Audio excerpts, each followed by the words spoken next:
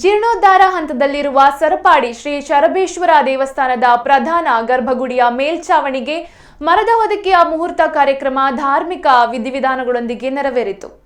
ಕ್ಷೇತ್ರದ ಪ್ರಧಾನ ಅರ್ಚಕ ಶಂಕರನಾರಾಯಣ ಹೊಳ್ಳ ಹಾಗೂ ಪುರೋಹಿತ ವಿಜಯ ಕೃಷ್ಣ ಐತಾಳ್ ಅವರು ಧಾರ್ಮಿಕ ವಿಧಿವಿಧಾನ ನೆರವೇರಿಸಿದರು.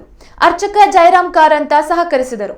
ಬಳಿಕ ದಾರುಶಿಲ್ಪಿ ಹರೀಶ್ ಆಚಾರ್ಯ ಬೋಳಿಯಾರು ಅವರಿಗೆ ಪ್ರಸಾದ ನೀಡಿ ಮರದ ಹೊದಿಕೆಯ ಕಾರ್ಯ ಪ್ರಾರಂಭಿಸಲಾಯಿತು.